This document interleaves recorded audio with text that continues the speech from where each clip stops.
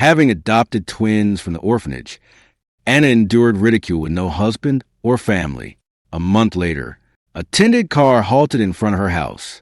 A mysterious man wearing a gray sweater arrived with a secret that would unravel the past and reshape their future.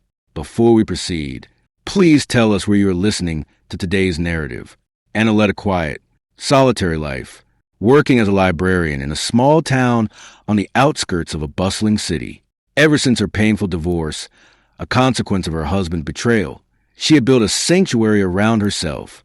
The hushed aisles of the library, the gentle rustle of turning pages, and the comforting scent of old books became her refuge.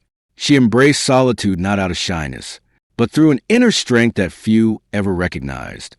Despite her calm routine, an unspoken loneliness lingered in the background of her well-ordered days.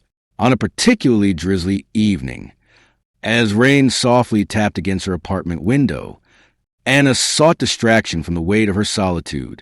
Turning on the television for some background noise, she was unexpectedly captivated by a poignant news report. The camera glided through the bleak gray halls of an orphanage, revealing rows of thin beds and children whose eyes had long lost their spark. It then focused on two little souls, a determined 5-year-old boy named Max and a timid, tearful girl named Mila. Their silent yearning for a family struck a deep and resonating chord within her, as if the children's unspoken sorrow had found a matching echo in her own hidden ache. Something about the way Max clutched his worn toy and Mila's searching eyes scanned the air made Anna feel as though she were standing on the edge of a cliff, quietly asked to leap. In that moment, her heartbeat slowed, her breath caught, and something shifted within her, a profound, stirring realization that this was not merely a television segment or just another sad story. A quiet, insistent voice from deep within whispered, "This is your path. These are your children. This is your destiny."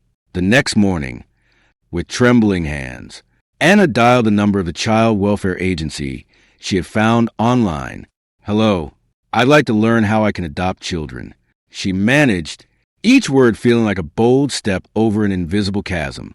Over the ensuing weeks, her days turned into a whirlwind of interviews, assessments, and questionnaires. Neighbors whispered their doubts as they observed the timid librarian undertake such a monumental responsibility, and even her colleagues hesitated, questioning whether a modest library salary could support such fragile lives. Yet, every challenge only deepened Anna's resolve. "I will manage," she whispered to herself, recalling the faces of Max and Mila that had so powerfully stirred her heart. Once the adoption was finalized, Anna welcomed Max and Mila into her modest apartment. The early days were filled with a mix of tentative hope and underlying pain. Max, stubborn and silent, would often stare at his feet, his small hands clenched at his sides as though bracing for the worst. He refused to speak more than a few words, retreating inward whenever Anna gently attempted to engage him. Mila, on the other hand, wept quietly but frequently, clutching an old stuffed toy as if it were her only lifeline to safety and familiarity. Anna observed their behaviors with both heartache and tenderness, wondering what memories haunted them and what fears prevented them from fully breathing. At night, she would sit by their beds after they had finally fallen asleep, brushing stray hair from their foreheads and whispering words of comfort she hoped they could hear even in dreams. Anna's evenings transformed into hours of gentle persuasion, preparing simple meals like hearty pasta dishes or apple cinnamon porridge, reading fairy tales that painted magical worlds, and softly comforting them as they drifted off to sleep. With every whispered story and soothing lullaby, Anna began to mend not only the children's broken hearts, but her own as well. The fragile new world she was crafting was about to undergo transformation. During a school performance, as Max and Mila recited a trembling poem on stage, a man in an unassuming gray sweater emerged among the parents. His presence was gentle yet purposeful. With his eyes fixed on the children, he stepped forward and, in a voice thick with emotion, revealed, "I am their grandfather." The man, Victor, went on to share his painful history, how he had raised his only son, Alexander, whom he had affectionately called Alex, With fierce determination and strict rules after the untimely loss of his wife, who had passed away suddenly when Alex was just 5, paralyzed by grief yet unwilling to show vulnerability, Victor threw himself into his work and his role as a father. He believed strict discipline and structure were the best tools for raising a strong, resilient man. Yet, Alex's heart longed for warmth, not control. His need for freedom and self-expression constantly clashed with Victor's rigid expectations. Eventually, as a teenager, Alex began to rebel, staying out late, questioning everything, and retreating emotionally. One day, after a fierce argument, Alex left and never returned. It was only much later that Victor discovered Alex had started a family of his own and had passed away before they could reconcile. Learning that Max and Mila were his grandchildren, abandoned and alone, was both a heartbreak and a second chance, a bittersweet gift from fate that allowed him to reconnect, in some small way, with the son he had lost.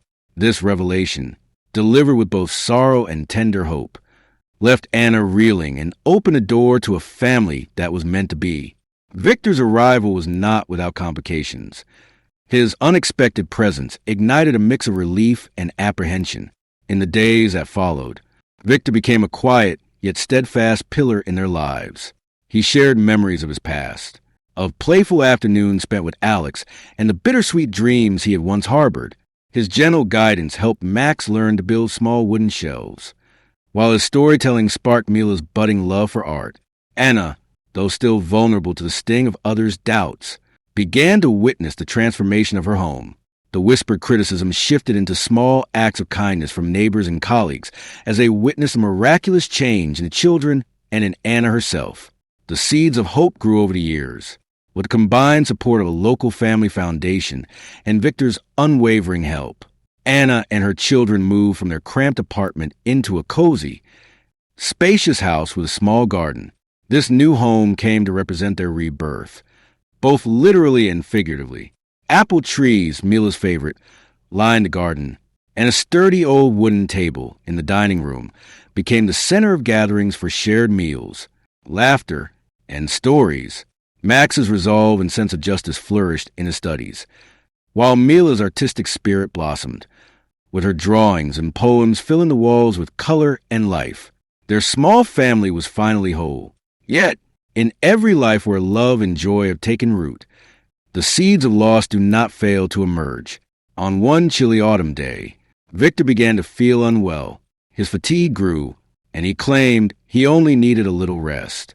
But that night, his heart, quiet as ever, ceased beating, and Victor passed away at the age of 72. Victor's death struck the family like a cold wind. Max, usually so resolute, wept silently on the porch, holding the screwdriver his grandfather had gifted him on his birthday. Mila, with a quiet determination and grief far beyond her years, drew a portrait of Victor, as if trying to capture the warmth he had always embodied. Anna wandered through the quiet rooms of their home, touching Victor's worn coat and his beloved history books, her heart tightening with a mix of sorrow and gratitude. The loss felt vast, yet it bound them even closer together. In the months and years that followed, Anna, Max, and Mila gradually learned to live with the ache of Victor's absence, channeling their grief into the strength that had first drawn them together. Anna began writing in an old notebook, a tribute to Victor's enduring influence. "Victor," she wrote one evening, glancing at the yellowing apple leaves swaying in the breeze, "thank you for finding us when we were lost. You provided us not only with help, but with a family, a hope that will never die." The family continued to honor his legacy.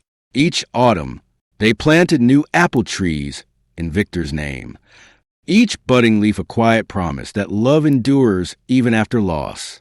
Max's determination blossomed into a quiet drive for success, while Mila's art, once a means to express her inner pain, transformed into vibrant celebrations of life.